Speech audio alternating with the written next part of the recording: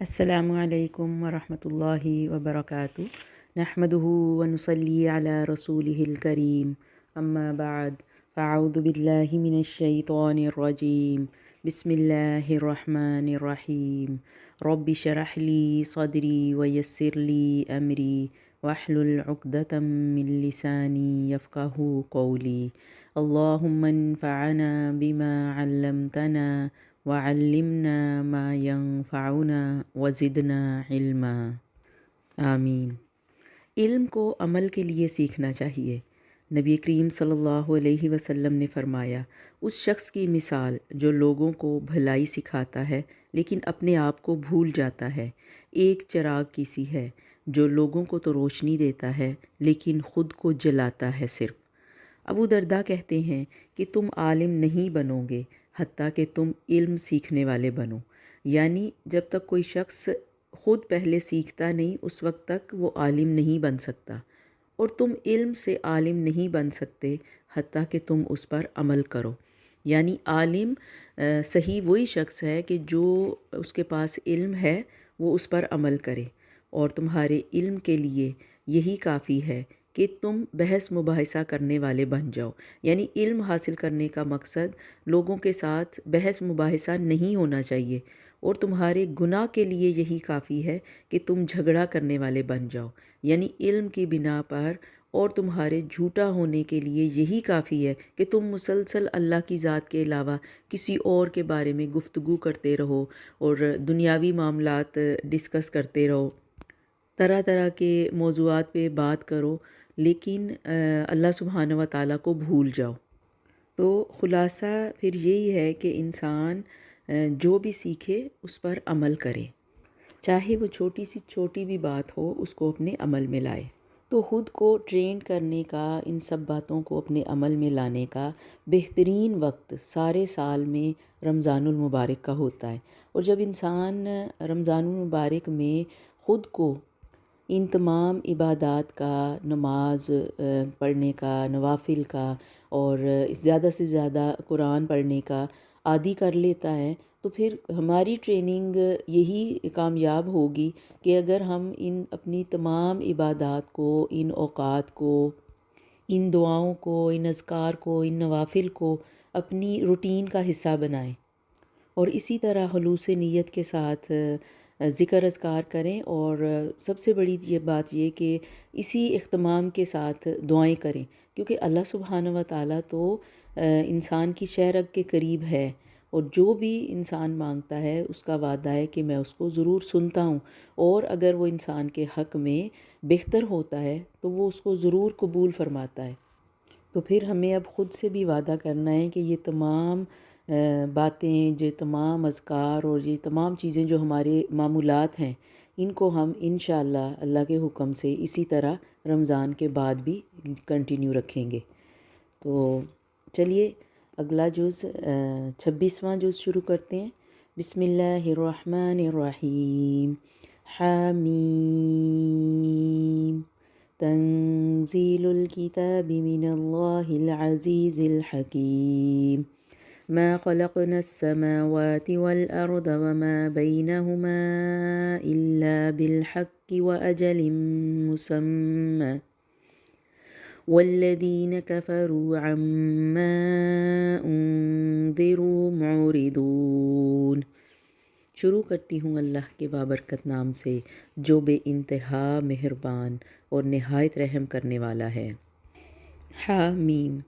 اس کتاب کا اتارنا اللہ تعالیٰ غالب حکمت والے کی طرف سے ہے۔ ہم نے آسمان و زمین اور ان دونوں کے درمیان کی تمام چیزوں کو بہترین تدبیر کے ساتھ ہی ایک مدت معین کے لیے تیار کیا ہے، اور کافر لوگ جس چیز سے ڈرائے جاتے ہیں منہ موڑ لیتے ہیں۔ آپ کہہ دیجئے، بھلا دیکھو تو جنہیں تم اللہ کے سوا پکارتے ہو، مجھے بھی تو دکھاؤ کہ انہوں نے زمین کا کون سا ٹکڑا بنایا ہے، یا آسمانوں میں ان کا کون سا حصہ ہے۔ اگر تم سچے ہو تو اس سے پہلے ہی کی کوئی کتاب یا کوئی علم جو کہ نقل کیا جاتا ہو میرے پاس لاؤ۔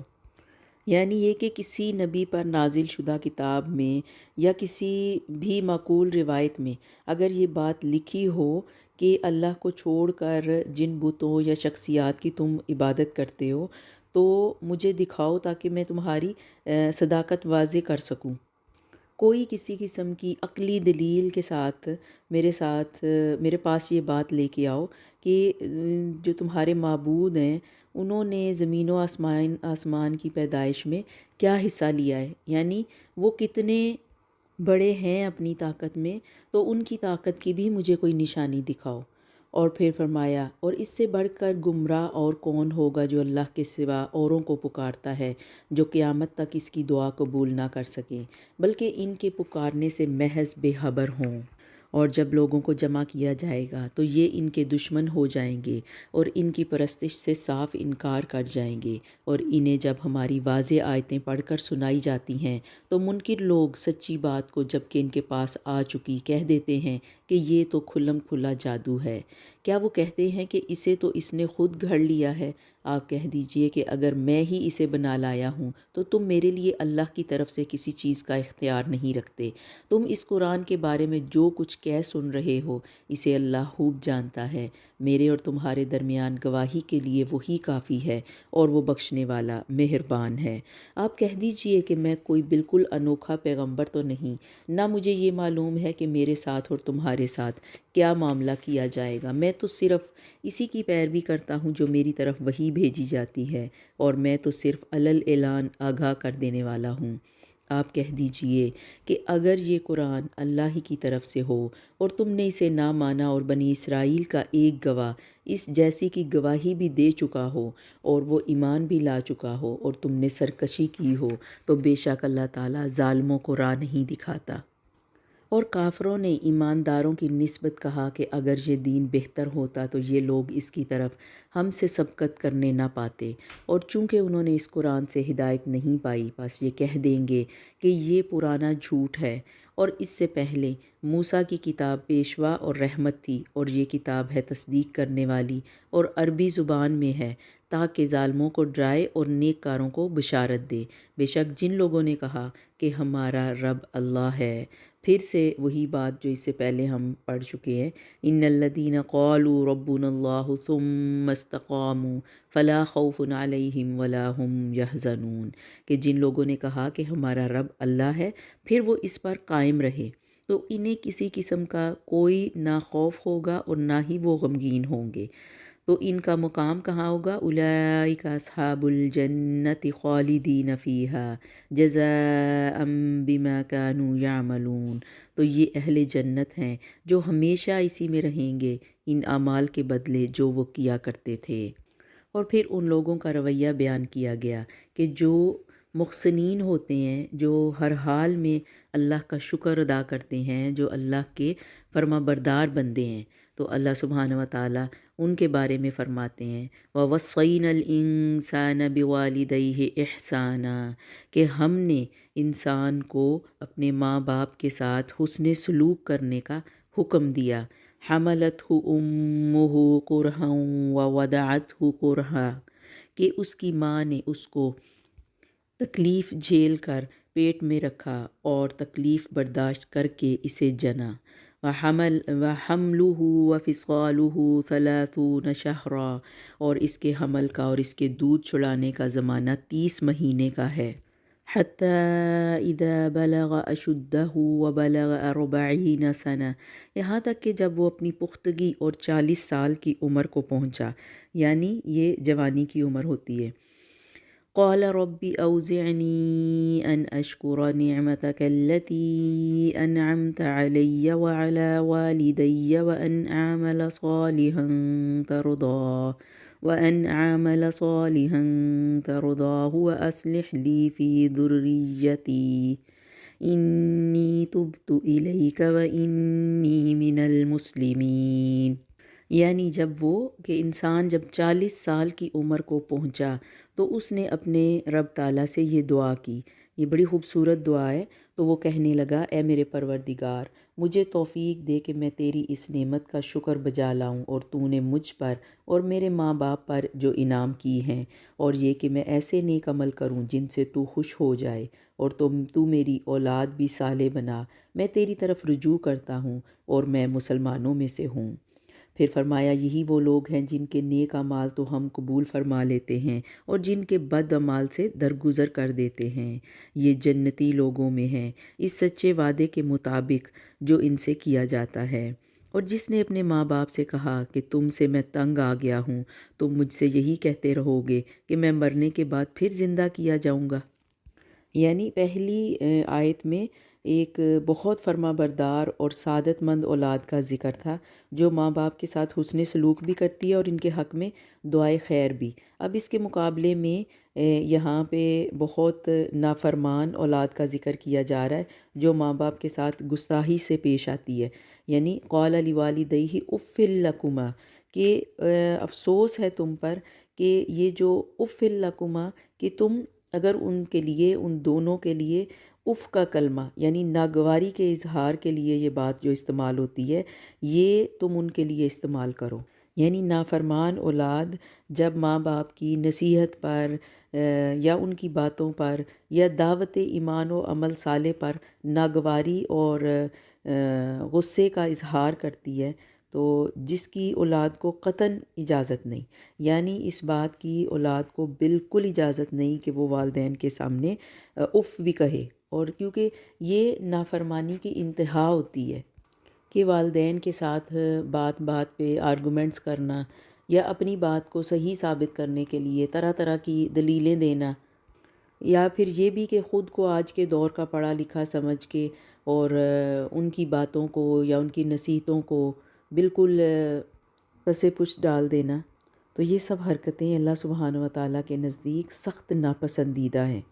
کہ جو لوگ ماں باپ کے احسان فراموش ہوتے ہیں اور ہدایت کو پچھلوں کی کہانیاں کہتے ہیں، وہ اپنے اس تکبر کی وجہ سے انتہائی ذلت کا عذاب بھگتیں گے۔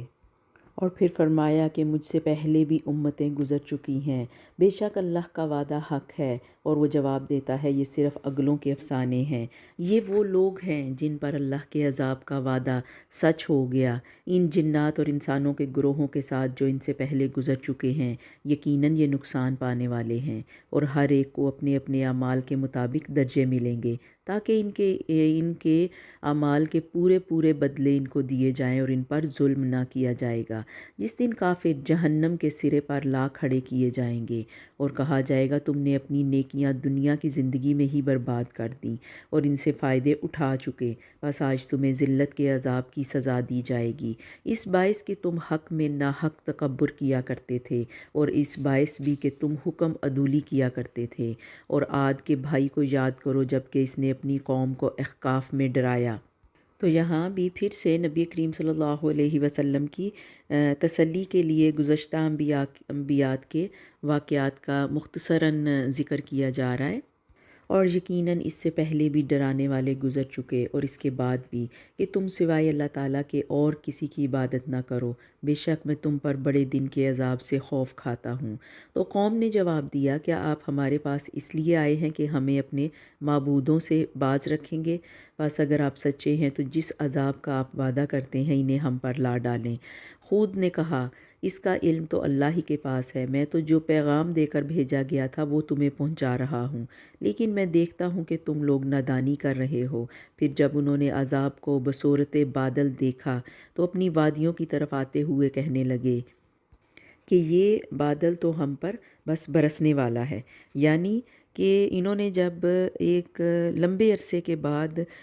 بارش دیکھی، یعنی انہوں نے دیکھا کہ بادل ہماری طرف آ رہے ہیں تو وہ بہت خوش ہوئے۔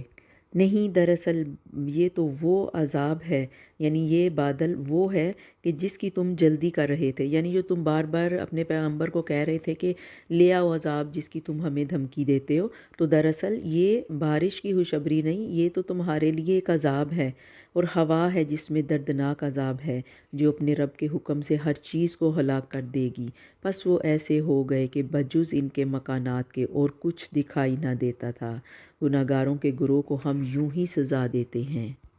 اور پھر قوم عاد کے بارے میں فرمایا کہ ہم نے قوم عاد کو وہ طاقت دے رکھی تھی جو تمہیں تو ہم نے دی ہی نہیں، اور ہم نے انہیں کان، آنکھیں اور دل بھی دے رکھے تھے، لیکن ان کے کانوں اور آنکھوں اور دلوں نے انہیں کچھ بھی نفع نہ پہنچایا، جبکہ وہ اللہ کی آیتوں کا انکار کرنے لگے، اور جس چیز کا وہ مذاق اڑایا کرتے تھے وہی ان پر الٹ پڑی، اور یقیناً ہم نے تمہارے آس پاس کی بستیاں تباہ کر دیں، اور طرح طرح کی ہم نے اپنی نشانیاں بیان کی تاکہ وہ رجوع کریں۔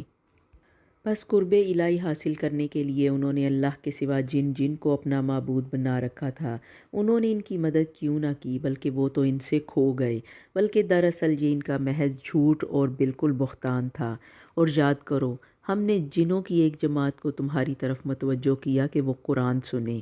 بس جب نبی کے پاس پہنچ گئے تو ایک دوسرے سے کہنے لگے خاموش ہو جاؤ، اور پھر جب ختم ہو گیا تو اپنی قوم کو خبردار کرنے کے لیے واپس لوٹ گئے اور کہنے لگے ہماری قوم، ہم نے یقیناً وہ کتاب سنی ہے جو موسیٰ کے بعد نازل کی گئی ہے، جو اپنے سے پہلی کتابوں کی تصدیق کرنے والی ہے، جو سچے دین کی اور راہ راست کی طرف رہبری کرتی ہے۔ اے ہماری قوم، اللہ کے بلانے والے کا کہا مانو، اس پر ایمان لاؤ تو اللہ تمہارے گناہ بخش دے گا اور تمہیں المناک عذاب سے پناہ دے دے گا۔ تو یہاں یہ جنوں کا جو واقعہ بیان کیا گیا ہے، یہ صحیح مسلم کی ایک روایت سے معلوم ہوتا ہے کہ یہ واقعہ مکہ کے قریب وادی نخلہ میں پیش آیا، جہاں نبی کریم صلی اللہ علیہ وسلم صحابہ کرام کو فجر کی نماز پڑھا رہے تھے، تو جنوں کو تجسس تھا کہ آسمان پر ہم پر بہت زیادہ سختی کر دی گئی ہے، اور اب وہاں آسمان پہ یعنی جنوں کا جانا تقریباً ناممکن بنا دیا گیا تھا۔ تو کوئی بہت اہم واقعہ رونما ہوا ہے جس کے نتیجے میں ایسا ہوا ہے۔ چنانچہ مشرق و مغرب کے مختلف اطراف میں جنوں کی ٹولیاں واقعے کا سراغ لگانے کے لیے پھیل گئیں، اور انہی میں سے ایک گروہ نے یہ قرآن سنا اور یہ بات سمجھ لی کہ نبی کریم صلی اللہ علیہ وسلم کی بعثت کا یہ واقعہ ہی ہم پر آسمان کی بندش کا سبب ہے۔ یعنی پہلے کھلم کھلا یہ جن آسمان پہ جایا کرتے تھے اور وہاں کی خبریں لا کے یہ کاہن اور نجومی جو لوگ ہیں ان کے ذہنوں میں ڈالتے یا پھر الٹی سیدھی شرارتیں کرتے، تو ان کے جانے کا سلسلہ جب بند ہوا، اللہ سبحانہ و تعالیٰ نے آسمان پہ پہرے لگا دیے، تو ان کو تجسس ہوا کہ کوئی لگتا ہے کہ کوئی اہم بات رونما ہوئی ہے جس کی وجہ سے ہم پر یہ پہرے لگے ہیں۔ تو اس بات کا سراغ لگانے کے لیے جب یہ مختلف جگہوں پہ پھیلے تو انہوں نے نبی کریم صلی اللہ علیہ وسلم کی زبانی قرآن سنا، تو ان کو یقین ہوا کہ یہی وجہ ہے جو ہمارے آسمان پہ جانے کے راستے بند کیے گئے ہیں۔ اور پھر یہ جس گروہ نے جنہوں کے جس گروہ نے یہ قرآن سنا تو وہ نبی کریم صلی اللہ علیہ وسلم پر ایمان لے آیا، اور جا کر پھر یہ اپنی قوم کو بتایا کہ ہم نے ایسا قرآن سنا ہے، اور پھر انہوں نے بعض باتوں کا تذکرہ کیا، تو اپنے گروہ کو اس پیغام سے آگاہ کیا، اور اس کے بعد بھی متعدد دفعہ نبی کریم صلی اللہ علیہ وسلم کی خدمت میں جنوں کا وفد حاضر ہوا، اور پھر فرمایا کہ کیا وہ نہیں دیکھتے، یعنی یہ لوگوں کو نظر نہیں آتا جو مسلسل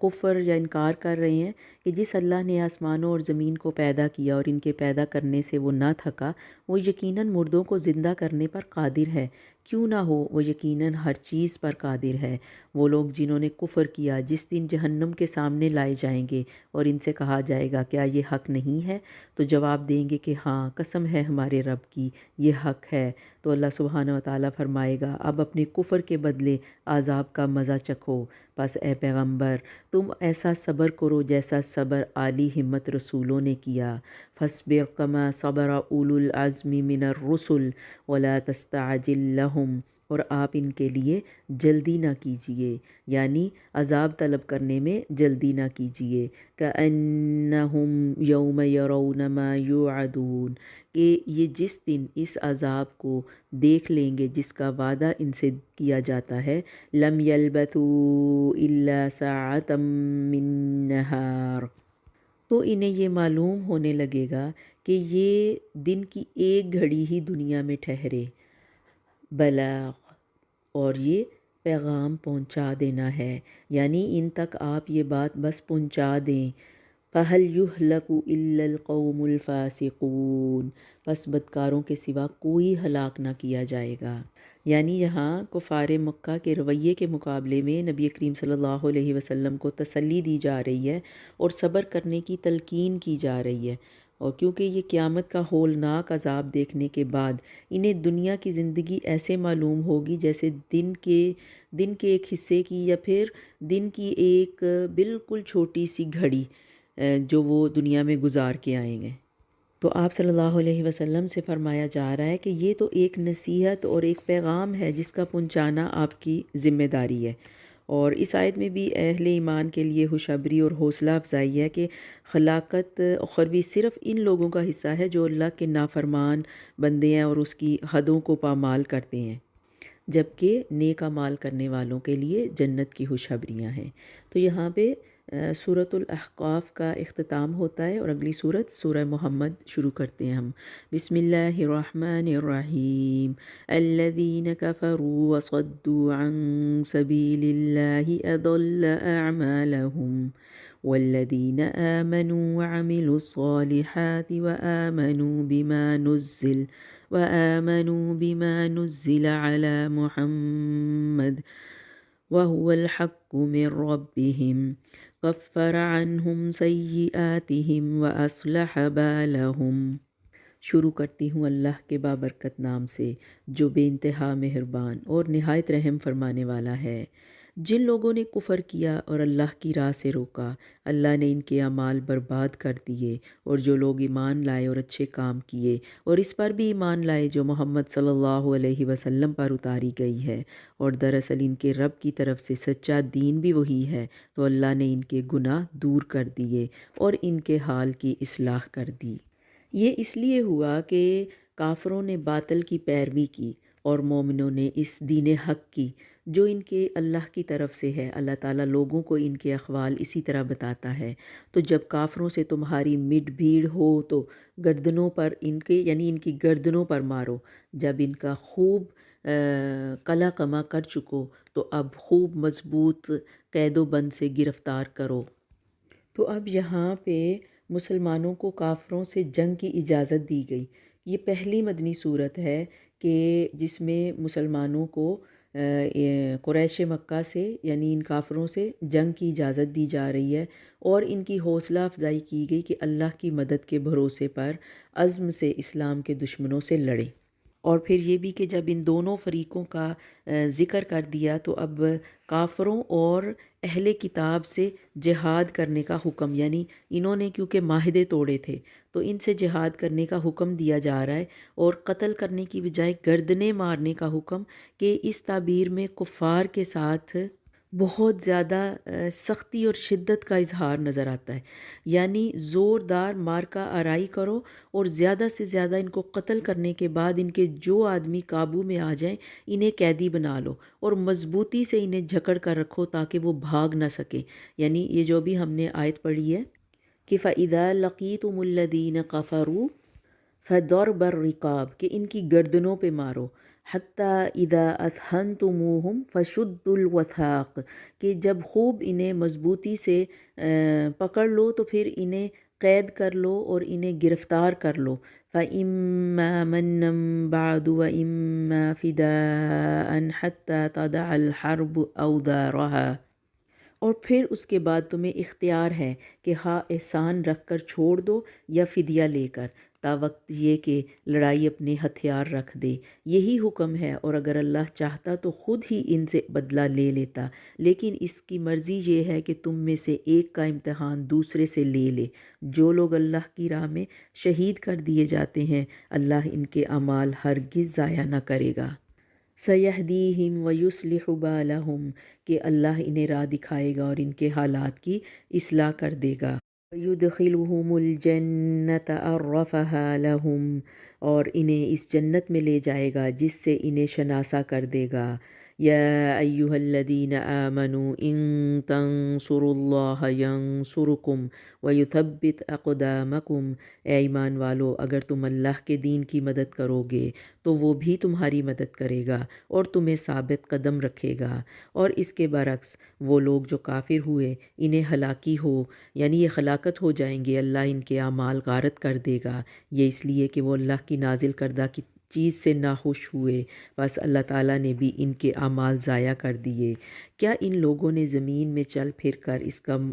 جائزہ نہیں لیا کہ ان سے پہلے کے لوگوں کا نتیجہ کیا ہوا؟ اللہ نے انہیں ہلاک کر دیا اور کافروں کے لیے اسی طرح کی سزائیں ہیں۔ وہ اس لیے کہ ایمان والوں کا کارساز خود اللہ سبحانہ و تعالیٰ ہے، اور اس لیے کہ کافروں کا کوئی کارساز نہیں۔ اللہ کی حکمت یہ گوارا نہیں کرتی کہ حق پر چلنے والوں اور اپنی خواہشات کی پیروی کرنے والوں کے ساتھ ایک جیسا سلوک کیا جائے۔ افمن کان علی بینۃ من ربہ کمن زین لہ سوء عملہ واتبعوا اہواءہم۔ تو کیا پس وہ شخص جو اپنے پروردگار کی طرف سے دلیل پر ہو اس شخص جیسا ہو سکتا ہے جس کے لیے اس کا برا کام مزین کر دیا گیا اور وہ اپنی نفسانی خواہشات کا پیروکار ہے؟ اس جنت کی صفت جس کا پرہیزگاروں سے وعدہ کیا گیا ہے یہ ہے کہ اس میں پانی کی نہریں ہیں جو بدبو کرنے والا نہیں۔ یعنی جس طرح دنیا میں تو کسی ایک جگہ پہ اگر پانی کچھ دیر ٹھہرا رہے تو اس کا رنگ بدل جاتا ہے، اس کی بو، اس میں اسمیل پیدا ہو جاتی ہے، ذائقے میں تبدیلی آ جاتی ہے اور وہ صحت کے لیے بہت خراب ہوتا ہے۔ جبکہ جنت کے پانی کی یہ خوبی ہوگی کہ اس میں کوئی تغیر نہیں ہوگا، یعنی اس کی بو اور ذائقے میں کوئی تبدیلی نہیں آئے گی، جب بھی پیو گے تازہ اور صحت افزا ہوگا۔ اور دودھ کی نہریں ہیں جن کا مزہ نہیں بدلا، اور شراب کی نہریں ہیں جس میں پینے والوں کو بڑی لذت ہے، اور نہریں ہیں شہد کی جو بہت صاف ہیں۔ سبحان اللہ! دودھ کی، شراب کی اور شہد کی نہریں، اور ان کے لیے وہاں ہر قسم کے میوے ہیں اور ان کے رب کی طرف سے مغفرت ہے۔ کیا یہ مثل اس کے ہیں جو ہمیشہ آگ میں رہنے والا ہے اور جنہیں گرم کھولتا ہوا پانی پلایا جائے گا جو ان کی آنتوں کو ٹکڑے ٹکڑے کر دے گا، اور ان میں سے بعض ایسے بھی ہیں کہ تیری طرف کان لگاتے ہیں، یہاں تک کہ جب تیرے پاس سے جاتے ہیں تو اہل علم سے پوچھتے ہیں کہ اس نے ابھی کیا کہا تھا۔ یعنی یہ منافقین کا ذکر ہے کہ ان کی نیت چونکہ صحیح نہیں ہوتی، اس لیے نبی کریم صلی اللہ علیہ وسلم کی باتیں بھی ان کی سمجھ میں نہیں آتی، اور وہ جب محفل سے باہر آ کر صحابہ سے پوچھتے ہیں کہ آپ نے کیا فرمایا تھا، اور یہ ان کا ایک انداز تمسخر اڑانے کا بھی ہوتا ہے کہ جان بوجھ کے ایسی حرکتیں کرتے ہیں۔ تو اسی آیت نمبر 16 میں اللہ سبحانہ و تعالیٰ فرماتے ہیں اولئک الذین طبع اللہ علی قلوبہم واتبعوا اہواءہم، کہ یہی وہ لوگ ہیں جن کے دلوں پر اللہ نے مہر لگا دی اور وہ اپنی خواہشوں کی پیروی کرتے ہیں، جبکہ اس کے برعکس وہ لوگ جو ہدایت یافتہ ہیں اللہ نے انہیں ہدایت میں اور بڑھا دیا اور انہیں ان کی پرہیزگاری عطا فرمائی، تو یہ قیامت کا انتظار کر رہے ہیں کہ وہ ان کے پاس اچانک آ جائے۔ یقیناً اس کی علامتیں تو آ چکی ہیں، پھر جب کہ ان کے پاس قیامت آ جائے انہیں نصیحت کرنا کہاں ہوگا۔ سو اے نبی آپ یقین کر لیں کہ اللہ کے سوا کوئی معبود نہیں۔ فَاعْلَمْ أَنَّهُ لَا إِلَٰهَ إِلَّا اللَّهُ وَاسْتَغْفِرْ لِذَنبِكَ وَلِلْمُؤْمِنِينَ وَالْمُؤْمِنَاتِ، کہ اپنے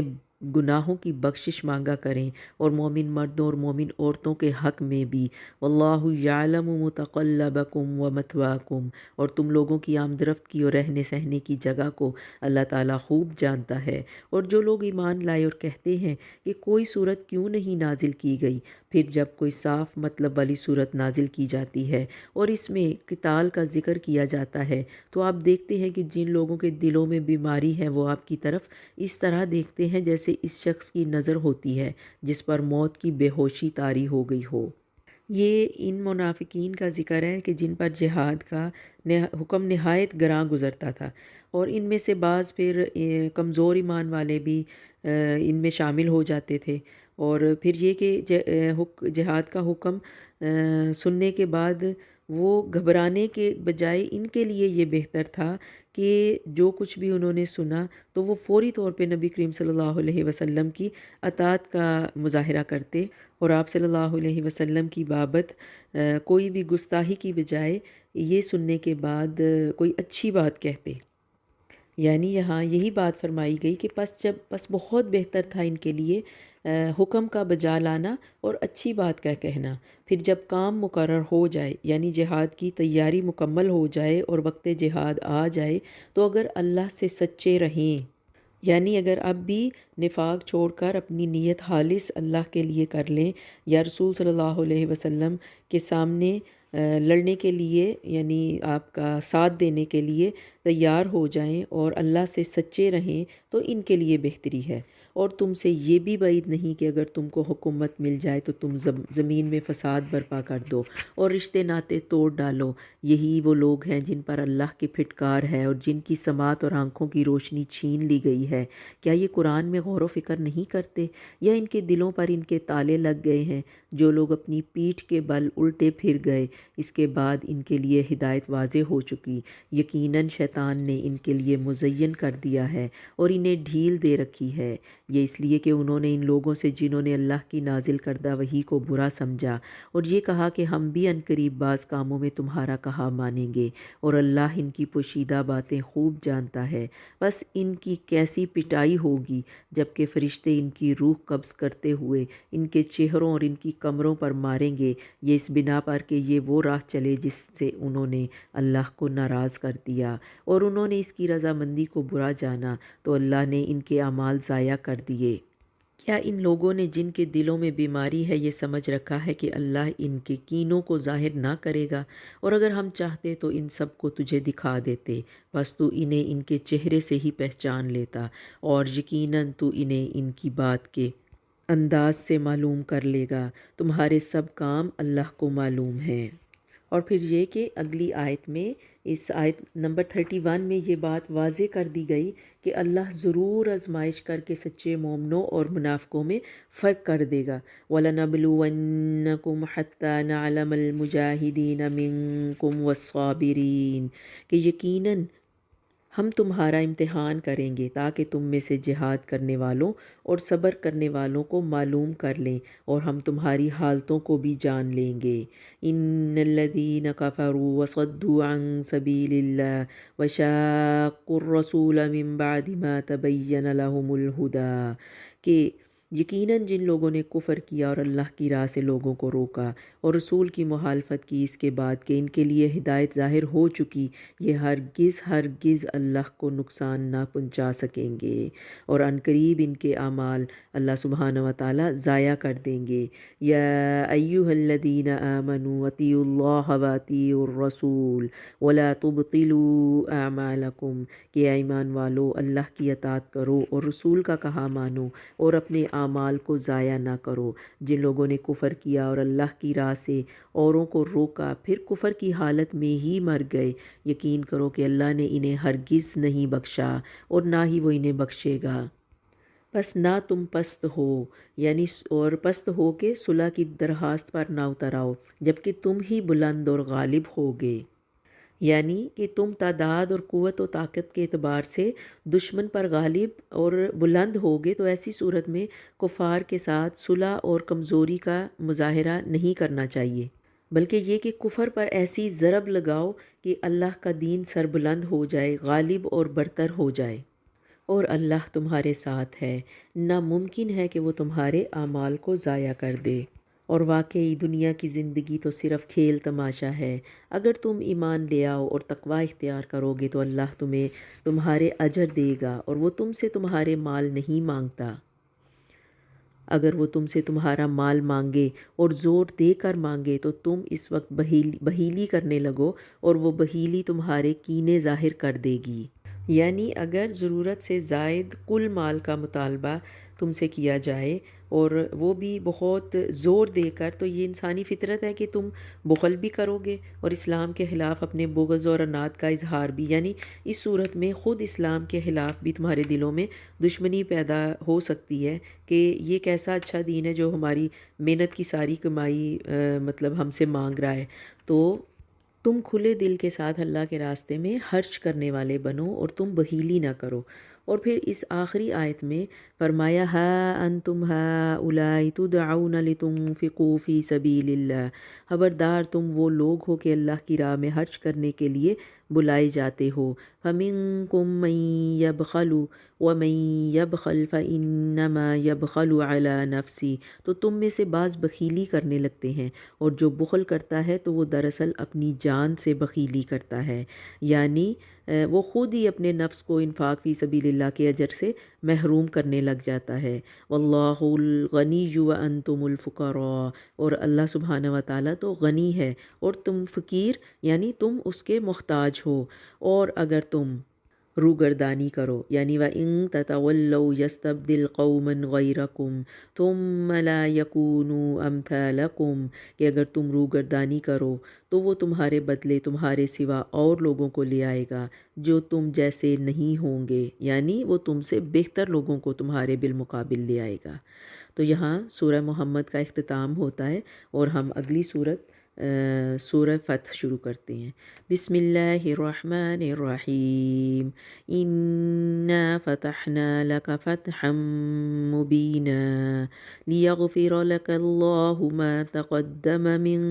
ذنبک وما تأخر وَيُتِمَّ نِعْمَتَهُ عَلَيْكَ وَيَهْدِيَكَ صِرَاطًا مُسْتَقِيمًا۔ شروع کرتی ہوں اللہ کے بابرکت نام سے جو نہایت مہربان اور رحم فرمانے والا ہے۔ بے شک اے نبی ہم نے آپ کو ایک کھلم کھلا فتح دی ہے تاکہ جو کچھ تیرے گناہ آگے ہوئے ہیں اور جو پیچھے سب کو اللہ تعالیٰ معاف فرما دے، اور تجھ پر اپنا احسان پورا کر دے اور تجھے سیدھی راہ چلائے، اور آپ کو ایک زبردست مدد دی ہے۔ یعنی اس صورت کے شروع میں ہی اللہ سبحانہ و تعالیٰ رسول صلی اللہ علیہ وسلم کو خوشخبری دے رہے ہیں کہ اس نے آپ کو ایک کھلی فتح عطا کی، یعنی صلح حدیبیہ کی صورت میں۔ تو یہ اسلام کی اشاعت اور فتح مکہ کی شروعات تھی۔ بظاہر یہ معاہدہ مسلمانوں کے لیے فائدہ مند نہ لگتا تھا، اس لیے اللہ نے واضح کیا کہ یہ ان کے لیے بہت نفع بخش ہے۔ تو رسول صلی اللہ علیہ وسلم کو خوشخبری دی گئی کہ آپ کا مشن کامیاب ہوگا کیونکہ اللہ سبحانہ و تعالیٰ مسلمانوں کے ساتھ ہے، اور یہ کہ اللہ سبحانہ و تعالیٰ تمہارے اگلے اور پچھلے گناہوں کو بخش دے گا، تم پر اپنی نعمت تمام کرے گا اور تمہارے لیے ایک بالکل سیدھی راہ کھول دے گا۔ آسمان و زمین کے تمام لشکر اللہ ہی کے ہیں، اور اللہ نبی کریم صلی اللہ علیہ وسلم کو فتح مند کرے گا۔ یہ معاہدہ ایک امتحان تھا سچے مومنوں اور منافقوں کے درمیان فرق کرنے کے لیے۔ تو رسول کریم صلی اللہ علیہ وسلم کے مقام کی وضاحت اور مسلمانوں پر ان کے حقوق بتائے گئے۔ ان مومنوں کی تعریف جنہوں نے رسول صلی اللہ علیہ وسلم سے بیعت کی اور ان کے منافقین کے مقابلے میں جو بہانے بنا کے پیچھے رہ گئے تھے۔ جب آپ عمرے کے لیے نکلے تو بہت سے منافقین کو یہ آرزو تھی کہ اب یہ مسلمان قریش کے ہاتھوں یا تو مارے جائیں گے یا نقصان اٹھائیں گے۔ تو منافقین جنگ کے موقع سے ہمیشہ فرار اختیار کرتے، مگر جہاں مال غنیمت کی امید ہوتی بھاگے چلے آتے۔ تو اللہ نے فیصلہ کیا کہ آئندہ کسی مہم میں ان کو شامل نہ کیا جائے گا۔ اللہ ان صحابہ کی بہت زیادہ تعریف فرماتے ہیں کہ وہ ان سے راضی ہو گئے ہیں جنہوں نے بیعت رضوان میں حصہ لیا، اور اسی وجہ سے ان کے ناموں کے ساتھ رضی اللہ عنہ لگایا جاتا ہے۔ اور فرمایا لقد رضی اللہ عن المؤمنین اذ یبایعونک تحت الشجرہ فعلم ما فی قلوبہم فانزل السکینۃ علیہم واثابہم فتحا قریبا، کہ اللہ راضی ہوا ایمان والوں سے جب کہ وہ تم سے بیعت کر رہے تھے درخت کے نیچے، تو اللہ نے ان کے دلوں کا حال جان لیا تو ان پر طمانینت اتاری اور ان کو ایک عن قریب ظاہر ہونے والی فتح سے نوازا۔ اور پھر اللہ نے تم سے بہت ساری غنیمتوں کا وعدہ کیا جنہیں تم حاصل کرو گے، بس یہ تو تمہیں جلد ہی عطا فرما دی جائیں گی، اور لوگوں کے ہاتھ تم سے روک دیے تاکہ مومنوں کے لیے یہ ایک نشانی ہو جائے اور تاکہ وہ تمہیں سیدھی راہ پر چلائے، اور تمہیں اور غنیمتیں بھی دے جن پر اب تک تم نے قابو نہیں پایا۔ اللہ نے انہیں اپنے قابو میں رکھا اور اللہ ہر چیز پر قادر ہے۔ یعنی یہاں پہ اللہ سبحانہ و تعالیٰ جہاں ان سے راضی ہوا ان بیعت کرنے والے صحابہ اکرام سے، تو وہاں پہ ان کو دیگر فتوحات کے نتیجے میں حاصل ہونے والی غنیمتوں کی خوشخبری بھی سنائی جو قیامت تک مسلمانوں کو حاصل ہونے والی ہیں۔ تو یعنی یہاں پہ فتح خیبر اور یا پھر یہ کہ صلح حدیبیہ کے بارے میں بیان کیا جاتا ہے، کیونکہ یہ دونوں فوری طور پر مسلمانوں کو حاصل ہو گئی تھیں، اور حدیبیہ میں کافروں کے ہاتھ اور خیبر میں یہودیوں کے ہاتھ اللہ نے روک دیے، یعنی ان کے حوصلے پست کر دیے اور وہ مسلمانوں سے پھر سے دوبارہ سے جنگ نہ کر سکے۔ اور پھر یہ کہ جیسے اللہ سبحانہ و تعالیٰ نے فرمایا کہ تاکہ یہ مومنوں کے لیے ایک نشانی ہو جائے کہ اور وہ تمہیں سیدھی راہ پہ چلائے، کہ اس واقعے کا تذکرہ پڑھ کر اندازہ لگا لیں گے لوگ کہ اللہ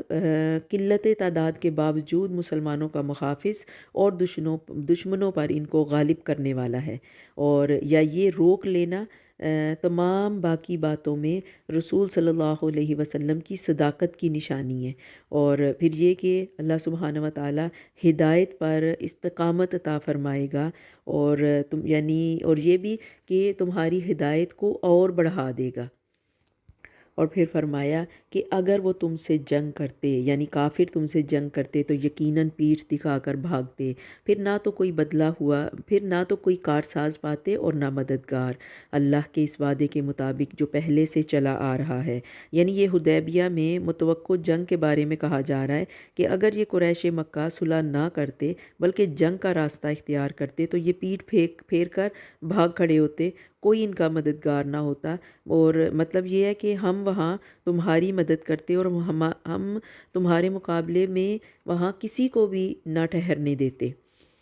تو کبھی بھی اللہ کے وعدے کو بدلتا ہوا نہ پائے گا۔ وہی ہے جس نے خاص مکہ میں کافروں کے ہاتھوں کو تم سے اور تمہارے ہاتھوں کو ان سے روک لیا، اور اس کے بعد کہ اس نے تمہیں ان پر غلبہ دے دیا تھا، اور جو کچھ تم کر رہے ہو اللہ اس کو بخوبی دیکھ رہا ہے۔ اور یہی وہ لوگ ہیں جنہوں نے کفر کیا اور تم کو مسجد حرام سے روکا، اور قربانی کے لیے موقوف جانوروں کو اس کے موقع میں اس کی جگہ پہ یعنی مقام پہ پہنچنے سے روکا، اور اگر ایسے بہت سے مسلمان مرد اور بہت سی مسلمان عورتیں نہ ہوتیں جن کی تم کو خبر نہ تھی، یعنی ان کے پس جانے کا احتمال نہ ہوتا جس پر ان کی وجہ سے تم کو بھی بے خبری میں ضرر پہنچتا، تو تمہیں لڑنے کی اجازت دے دی جاتی، لیکن ایسا نہیں کیا گیا تاکہ اللہ اپنی رحمت میں جس کو چاہے داخل کرے۔ اور اگر یہ الگ الگ ہوتے تو ان میں جو کافر تھے ہم ان کو دردناک عذاب دیتے، جبکہ ان کافروں نے اپنے دلوں میں آر کو جگہ دی، اور آر بھی جاہلیت کی۔ یعنی ان آیات میں یہ بتایا جا رہا ہے کہ اللہ سبحانہ و تعالیٰ نے صلح حدیبیہ میں جنگ کیوں نہ ہونے دی۔ ابھی مکہ میں بہت سے چھپے اور ممکنہ مسلمان موجود تھے جو جنگ کی حالت میں اپنے مسلمان بھائیوں کے ہاتھوں نقصان اٹھاتے۔ یہ اللہ کی بہت بڑی رحمت تھی کہ مسلمانوں کی اخلاقی برتری واضح کر دی گئی۔ یعنی یہ کہ جو مسلمان مکہ میں ابھی اپنا ایمان چھپائے ہوئے بیٹھے تھے تو بہت ممکن تھا کہ کفار کے ساتھ لڑائی کی صورت میں یہ بھی مارے جاتے، یعنی یہ کہ تمہیں نقصان پہنچتا، اور جہاں مراد کفارہ اور وہ برائی اور شرمندگی ہے جو کافروں کی طرف سے تمہیں اٹھانی پڑتی۔ تو اللہ سبحانہ و تعالیٰ نہیں چاہتے تھے کہ یہ مسلمان جو اپنا ایمان چھپائے بیٹھے ہیں تو یہ مارے جائیں، اور ان کو یعنی ان سب کو کافروں کے سامنے شرمندگی کا سامنا کرنا پڑے۔ ایک تو یہ کہ ایک تو ان کا قتل ہو جائے اور ان کی دیت بھی دینی پڑے، اور دوسرے یہ کہ کفار کا یہ طعنہ کہ یہ اپنے مسلمان ساتھیوں کو بھی مار ڈالتے ہیں۔ اور پھر اللہ سبحانہ و تعالیٰ کے ہر حکم میں ایک حکمت پوشیدہ ہوتی ہے، تو اسی بات کے پیش نظر یعنی اور پھر یہ بھی کہ اگر یہ بات نہ ہوتی تو تمہیں مکے میں داخل ہونے کی اور قریش مکہ سے لڑنے کی اجازت دے دی جاتی، بلکہ اہل مکہ کو مہلت دی گئی تاکہ جس کو اللہ چاہے قبول اسلام کی توفیق دے دے۔ یعنی اس ٹائم پہ یہ جو لوگ اپنا ایمان چھپائے ہوئے بیٹھے تھے تو وہ یہ وقت تھا کہ وہ اپنے ایمان کو ظاہر کر دیں۔ اور پھر یہ بات کہ جو اللہ سبحانہ و تعالیٰ نے فرمایا کہ اگر یہ الگ ہوتے تو ان میں جو کافر تھے ہم ان کو دردناک سزا دیتے۔ مطلب یہ کہ مکے میں آباد مسلمان اگر کافروں سے الگ رہائش پذیر ہوتے تو ہم تمہیں اہل مکہ سے لڑنے کی اجازت دے دیتے اور تمہارے ہاتھوں ان کو قتل کرواتے، اور اس طرح انہیں دردناک سزا دی جاتی۔ اور عذاب علیم سے مراد یہاں پہ یہ کہ ان کو تم قتل بھی کرتے اور ان کو تم قیدی بھی بنا سکتے۔ اور پھر فرمایا کہ ان کافروں نے اپنے دلوں میں آر کو جگہ دی، یعنی کہ حمیت الجاہلیہ، کہ یہاں پہ حمیت کا جو لفظ استعمال کیا گیا ہے اس سے مراد یعنی جاہلیت کی حمیت یعنی غرور اور تکبر، اس سے مراد اہل مکہ کا مسلمانوں کو مکے میں داخل ہونے سے روکنا ہے۔ انہوں نے کہا کہ انہوں نے ہمارے بیٹوں اور باپوں کو قتل کیا ہے، اور لات اور عزیٰ کی قسم ہم انہیں کبھی یہاں داخل نہیں ہونے دیں گے، یعنی انہوں نے اسے اپنی عزت اور وقار کا مسئلہ بنایا، اور اسی کو حمیت جاہلیہ کہا گیا، کیونکہ خانہ کعبہ میں عبادت کے لیے آنے سے روکنے کا کسی کو حق حاصل نہیں تھا۔ قریش مکہ کے اس رویے کے جواب میں خطرہ تھا کہ مسلمانوں کے جذبات میں بھی شدت آ جاتی اور وہ بھی اپنے اس وقار کا مسئلہ بنا کر مکہ جانے پر اصرار کرتے، جس سے دونوں کے درمیان لڑائی چھڑ جاتی، اور یہ لڑائی مسلمانوں کے لیے سخت خطرناک تھی، جیسا کہ پہلے یہ بات واضح کر دی گئی، کیونکہ ان میں اہل مکہ میں مسلمان موجود تھے، اس لیے اللہ تعالیٰ نے مسلمانوں کے دلوں میں سکینت نازل فرما دی، یعنی انہیں صبر و تحمل کی توفیق دی، اور وہ پیغمبر کے ارشاد کے مطابق حدیبیہ میں ہی ٹھہرے رہے، جوش اور جذبے میں آ کر مکہ جانے کی کوشش نہیں کی، بلکہ کہتے ہیں کہ اس حمیت جاہلیہ سے مراد قریش مکہ کا وہ رویہ ہے جو صلح کے لیے اور معاہدے کے وقت انہوں نے اختیار کیا۔ یہ رویہ اور معاہدہ دونوں مسلمانوں کے لیے بظاہر ناقابل برداشت تھا، لیکن انجام کے اعتبار سے چونکہ اس میں اسلام اور مسلمانوں کا بہترین مفاد تھا، اس لیے اللہ تعالیٰ نے مسلمانوں کو نہایت ناگواری کے باوجود اسے قبول کرنے کا حوصلہ عطا فرمایا۔ تو اس واقعے کی مختصر تفصیل اس طرح ہے کہ جب رسول کریم صلی اللہ علیہ وسلم نے قریش مکہ کے بھیجے ہوئے نمائندوں کی یہ بات تسلیم کی کہ اس سال مسلمان عمرے کے لیے مکہ نہیں جائیں گے اور یہیں سے واپس ہو جائیں گے، تو پھر آپ نے حضرت علی کو معاہدہ لکھنے کا حکم دیا۔ تو حضرت علی نے آپ کے حکم سے بسم اللہ الرحمن الرحیم لکھی، تو مشرکین نے سب سے پہلے اس پر اعتراض کیا کہ رحمان رحیم کو ہم نہیں جانتے، ہمارے ہاں جو لفظ استعمال ہوتا ہے اس کے ساتھ یعنی بسمک اللہم لکھیں، چنانچہ آپ نے اسی طرح لکھوایا۔ پھر آپ نے لکھوایا یہ وہ دستاویز ہے جس پر محمد رسول صلی اللہ علیہ وسلم نے اہل مکہ سے مصالحت کی ہے۔ تو قریش کے نمائندوں نے کہا اختلاف کی بنیاد تو آپ کی رسالت ہی ہے، اگر ہم آپ کو رسول مان لیں تو اس کے بعد جھگڑا ہی کیا رہ جاتا ہے، پھر ہمیں آپ سے لڑنے کی اور بیت اللہ میں جانے سے روکنے کی کیا ضرورت ہے، آپ یہاں محمد رسول اللہ کی جگہ محمد بن عبداللہ لکھیں۔ چنانچہ آپ نے حضرت علی کو ایسا ہی لکھنے کا حکم دیا۔ تو یہ باتیں مسلمانوں کے لیے نہایت اشتعال انگیز تھیں۔ اگر اللہ تعالیٰ مسلمانوں پر سکینت نازل نہ فرماتا، جو کہ ہم یہ آیت پڑھ رہے ہیں کہ اس میں جو اللہ سبحانہ و تعالیٰ نے فرمایا فَأَنزَلَ اللَّهُ سَكِينَتَهُ عَلَى رَسُولِهِ وَعَلَى الْمُؤْمِنِينَ، کہ اگر اللہ تعالیٰ مسلمانوں پر ایسی طمانینت نازل نہ فرماتا تو وہ اسے کبھی برداشت نہ کرتے۔ تو حضرت علی نے اپنے ہاتھ سے محمد رسول اللہ صلی اللہ علیہ وسلم کے الفاظ مٹانے اور کاٹنے سے انکار کر دیا۔ تو نبی کریم صلی اللہ علیہ وسلم نے کہا کہ یہ لفظ کہاں ہے، بتانے کے بعد خود آپ نے اسے اپنے دست مبارک سے مٹا دیا اور اس کی جگہ محمد بن عبداللہ تحریر کرنے کو فرمایا۔ اس کے بعد اس معاہدے یا صلح نامے میں 3 باتیں لکھی گئیں کہ اہل مکہ میں سے جو مسلمان ہو کر آپ کے پاس آئے گا اسے واپس کر دیا جائے گا۔ نمبر 2، جو مسلمان اہل مکہ سے جا ملے گا وہ اس کو واپس کرنے کے پابند نہیں۔ نمبر 3، مسلمان آئندہ سال مکہ میں آئیں گے اور یہاں 3 دن قیام کر سکیں گے، تاہم انہیں ہتھیار ساتھ لانے کی اجازت نہیں ہوگی۔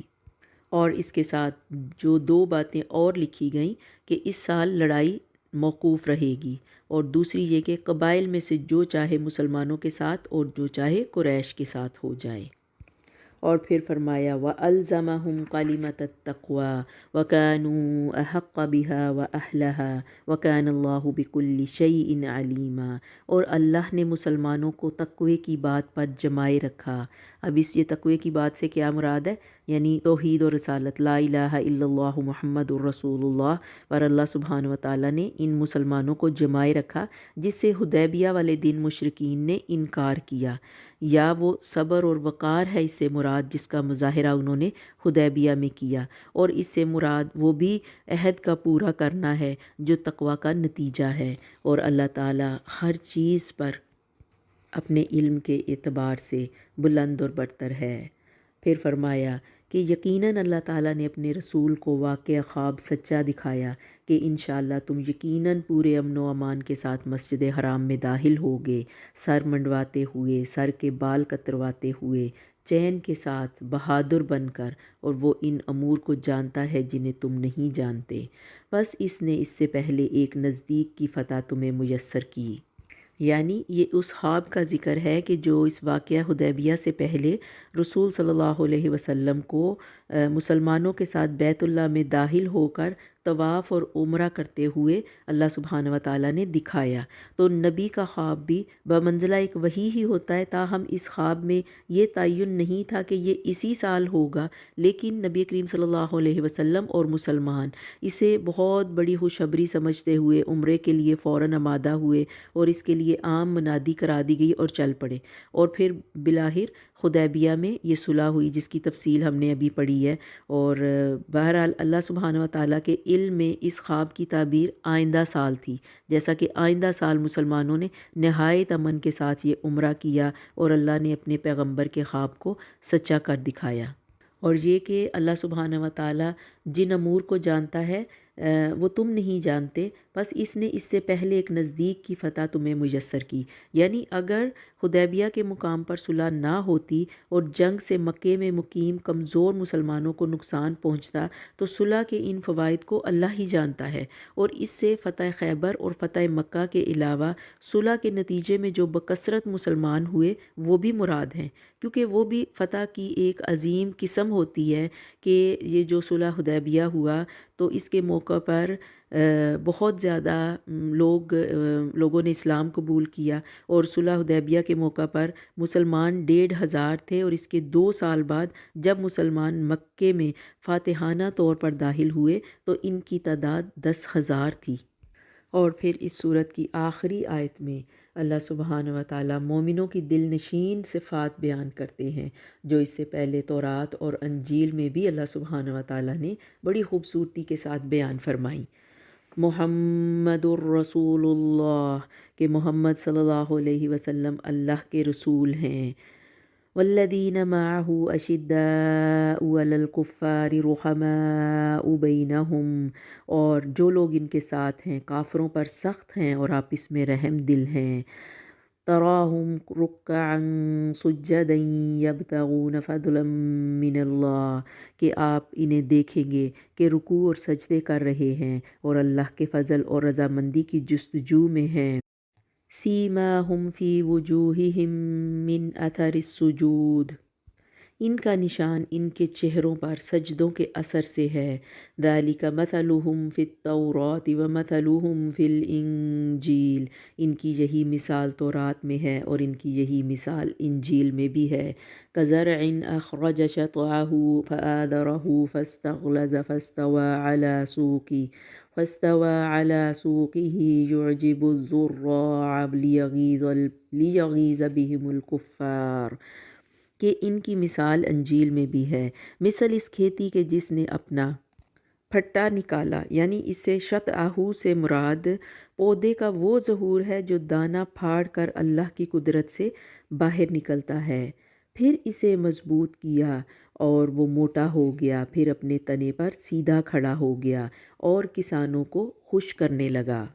تاکہ ان کی وجہ سے کافروں کو چڑھائے۔ یعنی یہ صحابہ اکرام کی بہترین مثال بیان کی گئی کہ ابتدا میں وہ بہت تھوڑے تھے، پھر زیادہ اور مضبوط ہو گئے۔ جیسے کھیتی ابتدا میں کمزور ہوتی ہے، پھر دن بدن وہ مضبوط ہوتی چلی جاتی ہے، اور حتیٰ کہ وہ پھر ایک مضبوط تنے پر قائم ہو جاتی ہے۔ اور یہاں یہ کہ یہ اس سے کافروں کو غصہ دلائے، یہ کافروں کو چڑھائے سے مراد یہ ہے کہ ان کو مزید غصہ دلائے، اور کیونکہ کافروں کے لیے غصے کا باعث یہی بات تھی کہ جو ہر آئے دن مسلمان کچھ جو لوگ اسلام قبول کرتے، صحابہ کرام کا بڑھتا ہوا زور اور اسلام کا پھیل جانا، کفر کا دائرہ سمٹ جانا، تو یہ سب باتیں ان کو مزید بغض اور عناد پر مجبور کرتی۔ تو آخر میں اللہ سبحانہ و تعالیٰ نے فرمایا وعد اللہ الذین آمنوا وعملوا الصالحات منہم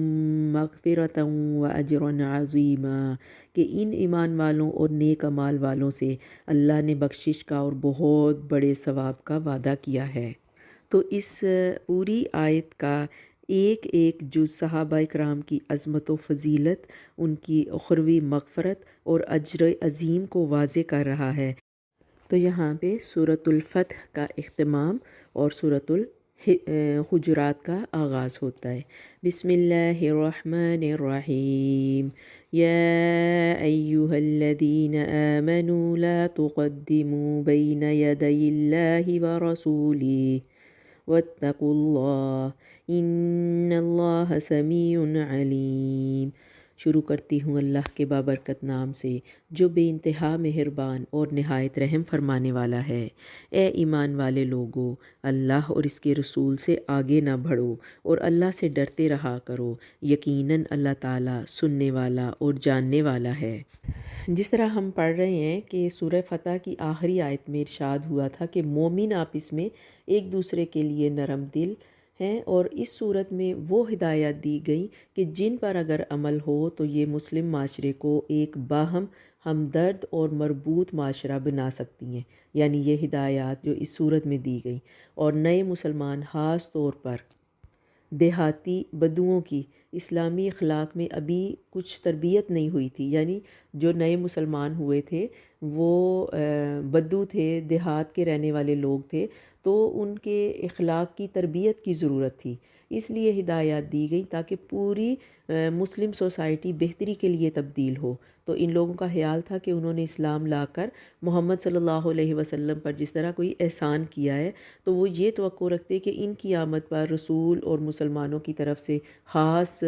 کوئی عزت افزائی یا پھر تواضع ہو۔ تو مسلمانوں کو پھر اس صورت میں یہ ہدایت کی گئی کہ اپنے خیالات اور خواہشات کو رسول کریم صلی اللہ علیہ وسلم کی باتوں سے آگے نہ کریں، کیونکہ نبی کریم صلی اللہ علیہ وسلم بہت رحیم اور نرم دل تھے، تو کبھی کسی کی انہوں نے دل آزاری نہ کی۔ تو اللہ تعالیٰ مومنوں کو یہ بات یاد رکھنے کی ہدایت دے رہے ہیں کہ آپ اللہ کے رسول ہیں، یعنی نبی کریم صلی اللہ علیہ وسلم جو ان کے درمیان موجود ہیں وہ اللہ کے پیغمبر ہیں، ان کی عزت اور اطاعت لازمی ہے۔ مومن اپنی آوازوں کو رسول کی آواز کے آگے پست رکھیں، اور ان بدوؤں کو رسول صلی اللہ علیہ وسلم کو بلانے کے لیے آداب سکھائے جا رہے ہیں کہ جو اگر آپ کو مسجد میں نہ پاتے تو گھر کے باہر جا کے آپ کو زور زور کی اونچی آواز میں آپ کا نام بلا کے تو آوازیں دینے لگتے۔ تو مومنوں کو ہدایت کے کسی بھی خبر پر کوئی رد عمل دکھانے سے پہلے اچھی طرح تفتیش کر لیا کریں۔ یعنی یہ دیکھیں کہ ان کی ہر طرح سے تربیت کی جا رہی ہے، کیونکہ یہ نئے جو مسلمان اسلام میں داخل ہوئے ہیں ان کی اخلاقی تربیت کی بے حد ضرورت تھی، اور وہ اپنے اور وہ یہ احسان سمجھتے کہ انہوں نے اسلام قبول کیا ہے، اور نبی کریم صلی اللہ علیہ وسلم یا پہلے مسلمانوں پر وہ احسان کرتے، اور پھر وہ جیسے اونچی آواز میں نبی کریم صلی اللہ علیہ وسلم کو آوازیں دیتے یا آپ سے اونچا بولتے۔ تو ان سب باتوں کے اوپر اللہ سبحانہ و تعالیٰ ان کو ہدایت دے رہے ہیں کہ تمہارا رویہ نبی کے ساتھ کس طرح کا ہونا چاہیے، اور ان کے گھر کے باہر جا کر اونچی آواز میں آوازیں مت دو،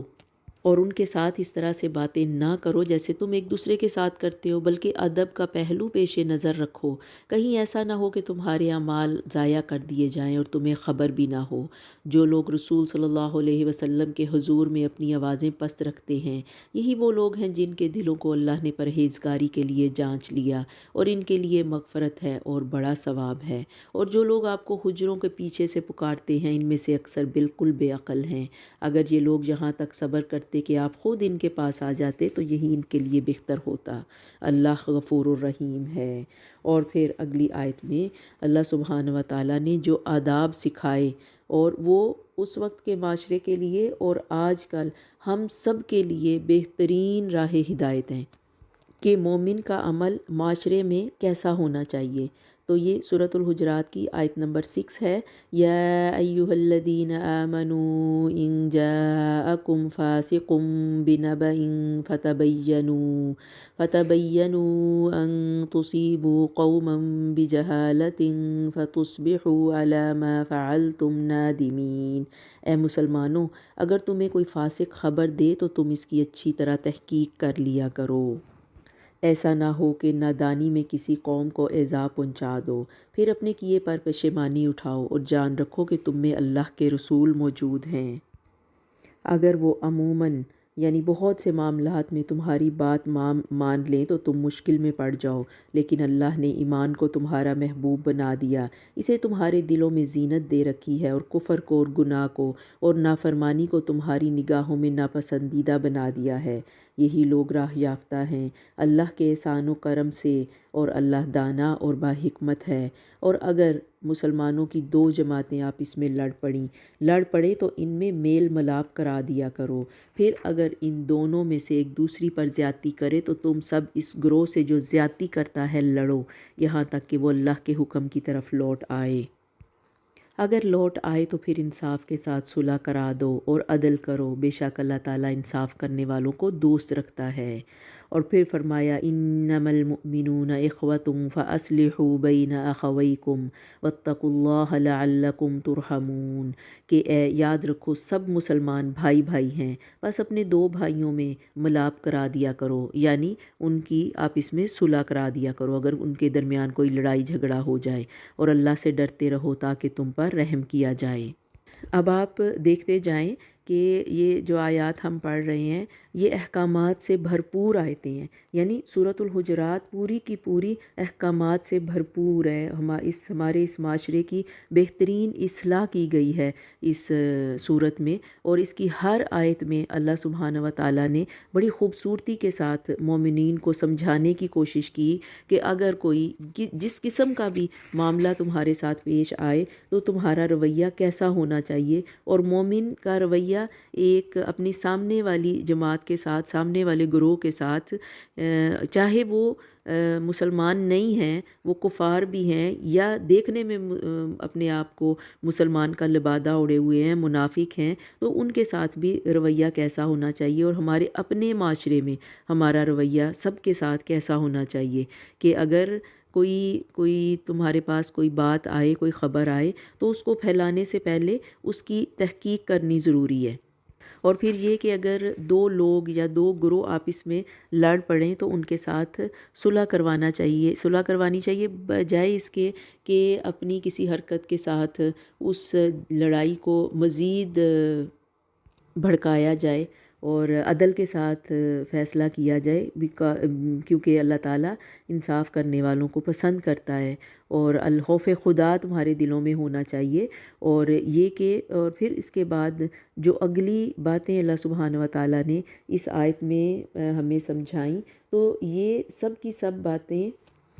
ان کی ممانعت کہ جو مومنوں میں آپس میں اور معاشرے میں فساد پھیلانے والی ہوتی ہیں، اور برے عمل جو دنیا کی کسی بھی عدالت میں اگر وہ جرم قرار نہیں دیے جاتے مگر اللہ سبحانہ و تعالیٰ کے نزدیک وہ گناہ کے زمرے میں آتے ہیں، تو ہم سب کو ان سے بچنے کی کوشش کرنی چاہیے۔ تو یہ سب وہ باتیں ہیں جن سے اللہ سبحانہ و تعالیٰ نے ہم سب کو منع فرمایا ہے۔ تو سب سے پہلی بات، یا ایھا الذین آمنوا لا یسخر قوم من قوم عسى ان یکونوا خیرا منہم ولا نساء من نساء، یہ کہ اے ایمان والو کوئی جماعت دوسری جماعت سے مسخرہ پن نہ کرے، یعنی ایک جماعت دوسری جماعت کا، یا ایک گروہ دوسرے گروہ کا، یا ایک شخص دوسرے کسی شخص کا مذاق نہ بنائے، کیونکہ انسان دوسرے کا مذاق اس وقت بناتا ہے کہ جب وہ اپنے آپ کو اس سے بہتر اور دوسرے کو اپنے سے حقیر اور کمتر سمجھتا ہے، حالانکہ اللہ سبحانہ و تعالیٰ کے ہاں ایمان اور عمل کے لحاظ سے کون بہتر ہے کون نہیں، اس کا علم صرف اللہ سبحانہ و تعالیٰ کو ہے، اس لیے اپنے آپ کو بہتر اور دوسرے کو کمتر سمجھنے کا کوئی جواز ہمارے پاس نہیں ہوتا۔ اور یہی بات اس آیت میں منع فرمائی گئی کہ اپنے آپ کو ایک سے دوسرے سے بڑھ کے نہ سمجھو، اور کہتے ہیں کہ خاص طور پہ دیکھا گیا ہے کہ عورتوں میں یہ اخلاقی بیماری زیادہ ہوتی ہے، تو اسی وجہ سے پھر آگے سے عورتوں کا الگ ذکر کر کے انہیں بطور خاص اس سے روک دیا گیا، اور حدیث رسول صلی اللہ علیہ وسلم میں لوگوں کے حقیر سمجھنے کو کبر سے تعبیر کیا گیا، اور حدیث کے مطابق کبر اللہ کو یعنی تکبر بڑھائی اللہ کو نہایت ہی ناپسند ہے۔ اور پھر فرمایا کہ ممکن ہے کہ یہ اس سے بہتر ہو، یعنی جس کا مذاق اڑا رہا ہے وہ اس سے بہتر ہو، ورنہ عورتیں عورتوں سے ممکن ہے کہ یہ ان سے بہتر ہوں، اور آپ اس میں ایک دوسرے کو عیب نہ لگاؤ، ولا تنابزوا بالالقاب ولا تلمزوا انفسکم، یہ ہے کہ وہ ایک دوسرے کو عیب نہ لگاؤ، یعنی ایک دوسرے پر طعنہ زنی مت کرو، یعنی کسی کو خود سے کمتر سمجھنا کہ تو فلاں کا بیٹا ہے، اور یا پھر یہ کہ کسی کے خاندان کو اس طرح سے بولنا کہ جیسے گالی ہوتی ہے کہ تو فلاں خاندان سے ہے، تو یہ اس بات میں آتا ہے کہ ایک دوسرے کو عیب نہ لگاؤ، اور ولا تنابزوا بالالقاب، اور نہ کسی کو برے لقب دو، یعنی برے نام سے بلانا یا بگاڑ کر، یا پھر یہ کہ خود سے کسی کا اپنی طرف سے کوئی برا نام رکھ لینا، تو یہ بھی اللہ سبحانہ و تعالیٰ نے سخت ناپسند فرمایا ہے۔ وَبِئْسَ الْإِسْمُ الْفُسُوقُ بَعْدَ الْإِيمَانِ، اور ایمان کے بعد فسق برا نام ہے۔ پھر فرمایا وَمَن لَّمْ يَتُبْ فَأُولَٰئِكَ هُمُ الظَّالِمُونَ، اور جو توبہ نہ کرے وہی ظالم لوگ ہیں۔ یا ایہا الذین آمنوا اجتنبوا کثیرا من الظن ان بعض الظن اسم ولا تجسسوا ولا یغتب بعضکم بعضا، کہ اے ایمان والو بہت بدگمانیوں سے بچو، یقین مانو کہ بعض بدگمانیاں گناہ ہیں، یعنی کسی کے بارے میں کہ جو مسلمان بھی ہوں، اہل اصلاح یا پھر پرہیزگار لوگ ہوں، ان کے بارے میں ایسے گمان رکھنا کہ جو بالکل فضول ہوں، کہ اور پھر ایسے گمان بھی کہ جو تہمت کے زمرے میں آتے ہوں، کہ اصل میں کوئی شخص ویسا نہ ہو تو ان کے بارے میں کوئی الٹی سیدھی باتیں کرنا جو اس کے کردار کا حصہ نہ بھی ہوں۔ تو حدیث میں بھی اس بات کو سب سے بڑا جھوٹ، یعنی جو کسی پہ تہمت لگائی جاتی ہے، اس کو سب سے بڑا جھوٹ کہہ کر اس سے بچنے کی تاکید کی گئی، اور پھر فرمایا کہ ولا تجسسوا، کہ کسی کے بارے میں تجسس نہ کرو، یعنی کسی کی ٹو میں نہ لگے رہو، کہ اس طرح سے کسی کی ٹو میں لگے رہنا کہ کوئی خامی یا عیب معلوم ہو جائے تاکہ اسے بدنام کیا جائے، تو یہ تجسس ہوتا ہے جس سے منع کیا گیا، اور حدیث میں بھی اسے منع فرمایا گیا، بلکہ حکم دیا گیا کہ اگر کوئی خامی کوتاہی تمہارے علم میں آ جائے تو اس کی پردہ پوشی کرو، نہ یہ کہ اسے لوگوں کے سامنے بیان کرتے پھرو، اور یا پھر یہ کہ کسی کے عیب کی جستجو میں ہر وقت لگے رہو، تو اس سے یہاں پہ سختی سے منع کیا جا رہا ہے۔ ولا یغتب بعضکم بعضا، اور تم میں سے کوئی کسی کی غیبت بھی نہ کرے، یعنی غیبت کا مطلب یہ کہ دوسرے لوگوں کے سامنے کسی کی برائیوں اور کوتاہیوں کا ذکر کیا جائے اور جسے وہ برا سمجھے، اور اگر اس کی طرف ایسی باتیں منسوب کی جائیں جو اس کے اندر موجود ہی نہ ہوں تو وہ بہتان ہے۔ تو اپنی اپنی جگہ دونوں ہی بڑے جرم ہے، تو ان دونوں باتوں سے کہ کسی کی غیر موجودگی میں اس کی برائی بیان کرنا اور یا پھر کسی پہ بہتان لگانا یہاں پہ منع فرمایا گیا ہے۔ اور پھر فرمایا کہ ایحب احدکم ان یأکل لحم اخیہ میتا فکرہتموہ، کہ کیا تم میں سے کوئی پسند کرتا ہے کہ اپنے مردہ بھائی کا گوشت کھائے اور تم کو اس سے گھن آئے گی، فکرہتموہ، کہ تمہیں یہ بہت ناگوار گزرے گا، یعنی کسی مسلمان بھائی کی کسی کے سامنے برائی بیان کرنا ایسے ہی ہے کہ جیسے مردہ بھائی کا گوشت کھانا، اور مردہ بھائی کا گوشت کھانا تو کوئی بھی پسند نہیں کرتا، تو یہاں اس بات سے منع فرمایا گیا، اور فرمایا واتقوا اللہ ان اللہ تواب الرحیم، کہ اللہ سے ڈرتے رہو، بے شک اللہ توبہ قبول کرنے والا بڑا مہربان ہے۔ اے لوگو، ہم نے تم سب کو ایک ہی مرد اور عورت سے پیدا کیا، اور اس لیے کہ تم آپس میں ایک دوسرے کو پہچانو، تمہارے کنبے اور قبیلے بنا دیے۔ اللہ کے نزدیک تم سب میں سے باعزت وہ ہے جو سب سے زیادہ ڈرنے والا ہے۔ یقین مانو کہ اللہ دانا اور باخبر ہے۔ دیہاتی لوگ کہتے ہیں کہ ہم ایمان لائے۔ آپ کہہ دیجئے کہ حقیقت میں تم ایمان نہیں لائے، بلکہ تم یوں کہو کہ ہم اسلام لائے، یعنی مخالفت چھوڑ کر ہم آپ کے تابع دار ہو گئے ہیں بس، حالانکہ ابھی تک تمہارے دلوں میں ایمان داخل ہی نہیں ہوا۔ تم اگر اللہ کی اور اس کے رسول کی فرما برداری کرنے لگو گے تو اللہ تمہارے اعمال میں سے کچھ بھی کم نہ کرے گا، بے شک اللہ تعالیٰ بخشنے والا مہربان ہے۔ اور پھر مومن کی صفات بتائی گئیں کہ مومن کون ہیں۔ مومن تو وہ ہیں جو اللہ پر اور اس کے رسول پر ایمان لائیں، پھر شک و شبہ نہ کریں اور اپنے مالوں سے اور اپنی جانوں سے اللہ کی راہ میں جہاد کرتے رہیں۔ اپنے دعوی ایمان میں یہی سچے اور راست گو ہیں۔ تو نبی کریم صلی اللہ علیہ وسلم سے فرمایا گیا، کہہ دیجئے کیا تم اللہ تعالیٰ کو اپنی دینداری سے آگاہ کر رہے ہو؟ حالانکہ اللہ ہر اس چیز سے جو آسمانوں میں اور زمین میں ہے بخوبی آگاہ ہے، اور اللہ ہر چیز کا جاننے والا ہے۔ یمنون علیک ان اسلموا، یہ اپنے مسلمان ہونے کا آپ پر احسان جتاتے ہیں۔ قل لا تمنوا علی اسلامکم، آپ کہہ دیجئے کہ اپنے مسلمان ہونے کا احسان مجھ پر نہ رکھو۔ بل اللہ یمن علیکم ان ہداکم للایمان ان کنتم صادقین، بلکہ دراصل اللہ کا تم پر احسان ہے کہ اس نے تمہیں ایمان کی ہدایت کی اگر تم راست گو ہو۔ ان اللہ یعلم غیب السماوات والارض واللہ بصیر بما تعملون، اور یقین مانو کہ آسمانوں اور زمین کی پوشیدہ باتیں اللہ خوب جانتا ہے، اور جو کچھ تم کر رہے ہو اسے اللہ خوب دیکھ رہا ہے۔ تو یہاں پہ ان احکامات سے بھرپور سورۃ الحجرات کا اختتام ہوتا ہے، اور اگلی سورۃ قاف ہم شروع کرتے ہیں۔ سورۃ قاف مکی سورت ہے۔ بسم اللہ الرحمن الرحیم، قاف والقرآن المجید بل عجبوا ان جاءهم منذر منهم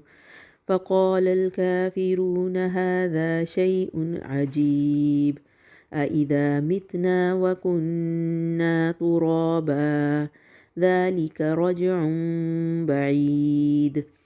شروع کرتی ہوں اللہ کے بابرکت نام سے جو نہایت مہربان اور رحم فرمانے والا ہے۔ قاف،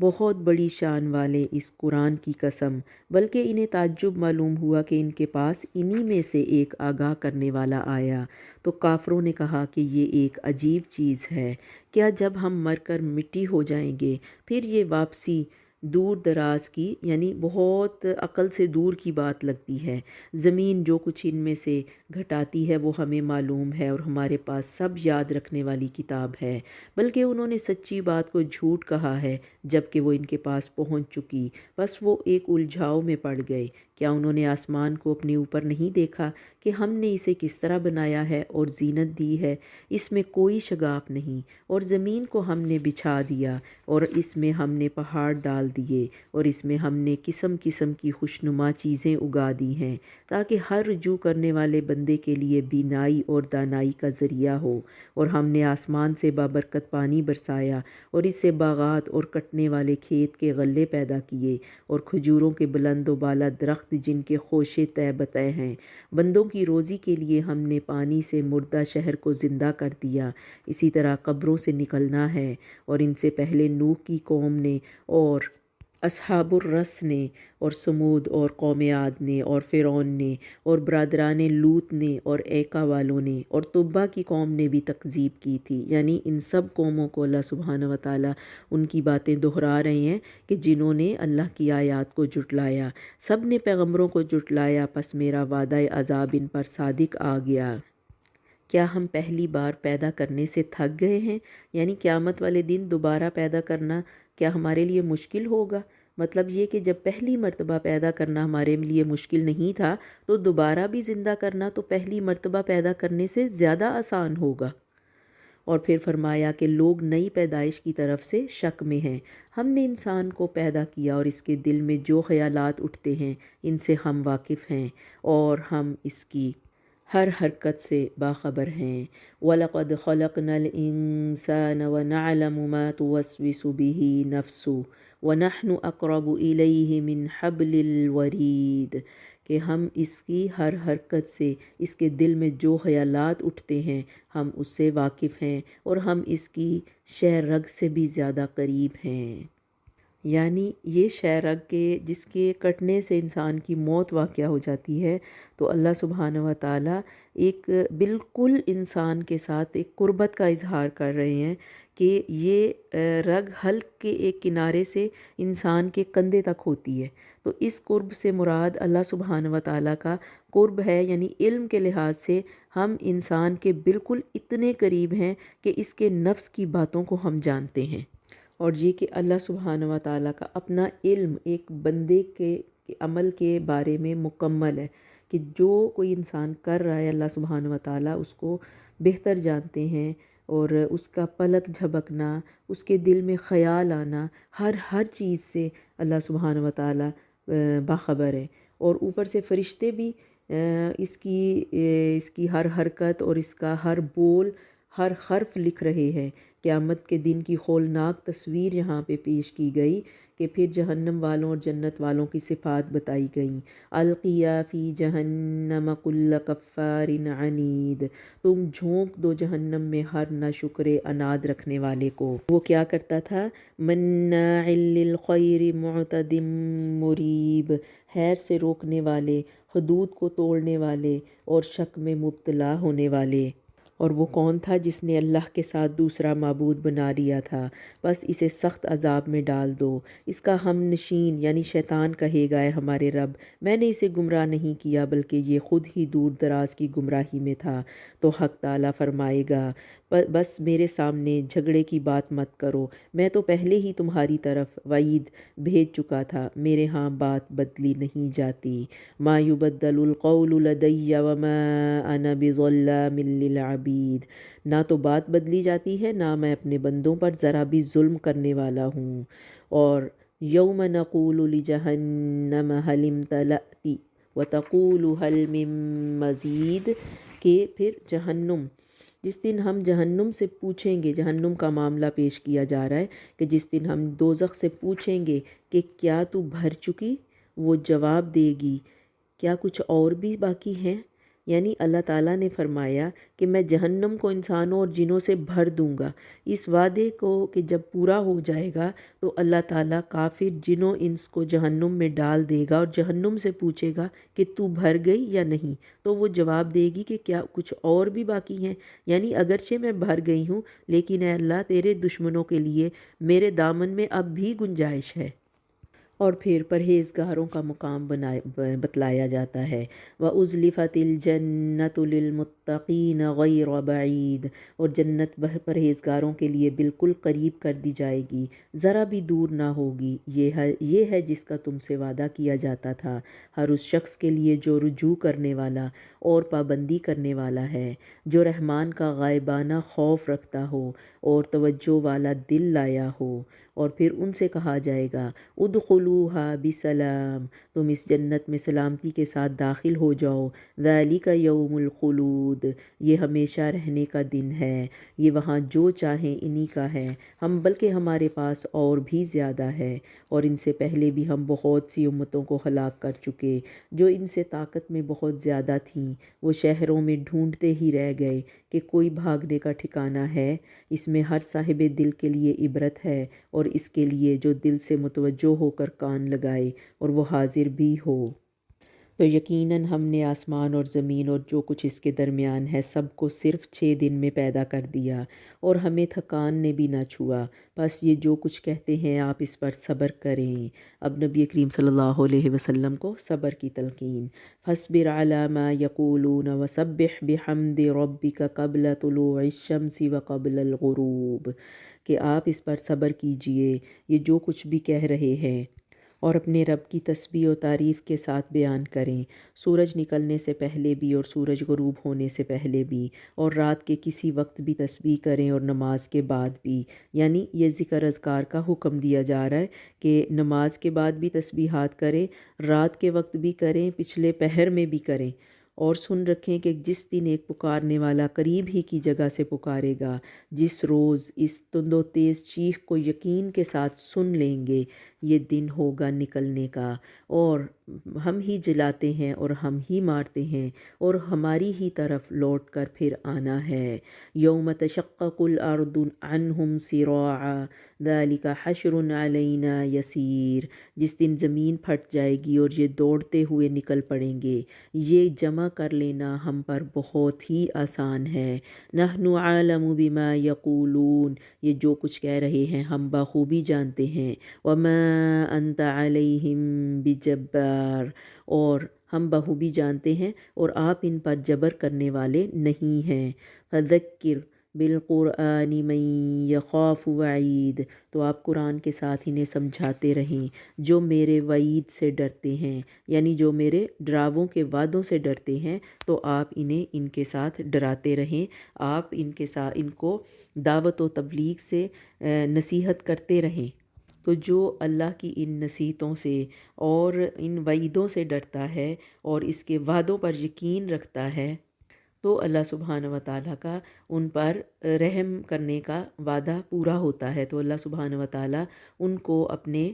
صالحین میں شامل کرتے ہیں اور اللہ سبحانہ و تعالیٰ ان پر اپنا رحم فرماتے ہیں۔ تو یہاں پہ سورۃ قاف کا اختتام ہوتا ہے۔ ہم اگلی سورۃ الذاریات، اس جز کی آخری سورت کا آغاز کرتے ہیں۔ بسم اللہ الرحمن الرحیم۔ والذاریات ذروا فالحاملات وقرا فالجاریات یسرا فالمقسمات امرا انما توعدون لصادق۔ شروع کرتی ہوں اللہ کے بابرکت نام سے جو نہایت مہربان اور رحم فرمانے والا ہے۔ قسم ہے بکھیرنے والیوں کی اڑا کر، پھر اٹھانے والیاں بوجھ کو، پھر چلنے والیاں نرمی سے، پھر کام کو تقسیم کرنے والیاں۔ یقین مانو کہ تم سے جو وعدے کیے جاتے ہیں سب سچے ہیں۔ یعنی اس صورت کے آغاز میں ہی اللہ سبحانہ و تعالیٰ قریش کو طوفانی ہواؤں کی طاقت یاد کروا کے نصیحت کر رہے ہیں، تنبیہ کی جا رہی ہے، کیونکہ ہوائیں کسی کے لیے رحمت اور کسی کے لیے عذاب بن سکتی ہیں۔ تو اللہ سبحانہ و تعالیٰ قریش کو خبردار کر رہے ہیں کہ وہ انہیں اس دنیا میں بھی سزا دینے پر قادر ہیں اور آخرت میں بھی۔ تو جو لوگ شک میں ہیں یا وہم و گمان پر یقین رکھتے ہیں تو وہ اس نصیحت سے فائدہ نہیں اٹھا سکتے۔ اور بے شک اللہ تعالیٰ انصاف کرنے والا ہے، اللہ کا انصاف قائم ہو کے رہے گا۔ قسم ہے راہوں والے آسمان کی، یقیناً تم مختلف بات میں پڑے ہوئے ہو، اس سے وہی باز رکھا جاتا ہے جو پھیر دیا گیا ہو، اور بغیر دلیل کے باتیں کرنے والے غارت کر دیے گئے جو غفلت میں ہیں اور بھولے ہوئے ہیں۔ پوچھتے ہیں کہ یوم جزا کب ہوگا؟ ہاں، یہ وہ دن ہے کہ یہ آگ پر الٹے سیدھے پڑے ہوں گے، اپنی فتنہ پردازی کا مزہ چکھو، یہی ہے جس کی تم جلدی مچا رہے تھے۔ اس کے برعکس ان المتقین فی جنات وعیون آخذین ما آتاہم ربہم انہم کانوا قبل ذلک محسنین، بے شک تقوی والے لوگ بہشتوں اور چشموں میں ہوں گے، ان کے رب نے جو کچھ انہیں عطا فرمایا ہے اسے لے رہے ہوں گے، وہ تو اس سے پہلے ہی نیکوکار تھے۔ وہ ان کی صفات کیا تھی؟ کانوا قلیلا من اللیل ما یہجعون، کہ وہ راتوں کو بہت کم سویا کرتے تھے، اور وبالاسحار ہم یستغفرون، اور وہ سحر کے وقت استغفار کیا کرتے تھے۔ یعنی سحر کا وقت قبولیت دعا کے بہترین اوقات میں ہے۔ حدیث میں آتا ہے کہ جب رات کا آخری تہائی حصہ باقی رہ جاتا ہے تو اللہ سبحانہ و تعالیٰ آسمان دنیا پر نزول فرماتا ہے اور آواز دیتا ہے کہ کوئی توبہ کرنے والا ہے کہ میں اس کی توبہ قبول کروں، یعنی کوئی بخشش مانگنے والا ہے کہ میں اسے بخش دوں، کوئی سائل ہے کہ میں اس کے سوال کو پورا کر دوں، یہاں تک کہ طلوع فجر ہو جاتی ہے۔ یعنی وہی استغفار کا وقت ہوتا ہے، وہی توبہ کا اور قبولیت کا وقت ہوتا ہے، اور اس وقت کی توبہ اور دعائیں اللہ سبحانہ و تعالیٰ سنتے ہیں اور قبول بھی کرتے ہیں۔ اور پھر فرمایا ان کے مال میں مانگنے والوں کا اور سوال سے بچنے والوں کا حق تھا، اور یقین والوں کے لیے تو زمین میں بہت سی نشانیاں ہیں، اور خود تمہاری ذات میں بھی، تو کیا تم دیکھتے نہیں ہو؟ اور تمہاری روزی جو تم سے وعدہ کیا جاتا ہے سب آسمان میں ہے، آسمان و زمین کے پروردگار کی قسم کہ یہ بالکل برحق ہے، ایسا ہی جیسا کہ تم باتیں کرتے ہو۔ کیا تجھے ابراہیم کے معزز مہمانوں کی خبر بھی پہنچی ہے؟ یہاں پھر ابراہیم علیہ السلام کا ذکر آتا ہے۔ وہ جب ان کے ہاں آئے تو سلام کیا، ابراہیم نے جواب دیا اور کہا یہ تو اجنبی لوگ ہیں، یعنی ابراہیم علیہ السلام ان مہمانوں کو نہیں پہچانے تھے، دراصل یہ اللہ سبحانہ و تعالیٰ کے بھیجے ہوئے فرشتے تھے۔ اور اپنے آپ میں یعنی اپنے اندر ہی انہوں نے سوچ کے کہا کہ یہ تو مجھے لگتا ہے کہ کوئی اجنبی لوگ ہیں۔ پھر چپ چاپ جلدی جلدی اپنے گھر والوں کی طرف گئے اور ایک فربا بچڑا لائے، یعنی ایک موٹا تازہ بچڑا، اور یہ ہم واقعہ پہلے بھی پڑھ چکے ہیں کہ فوری طور پہ انہوں نے مہمان نوازی کے لیے ان کے لیے کھانا منگوایا اور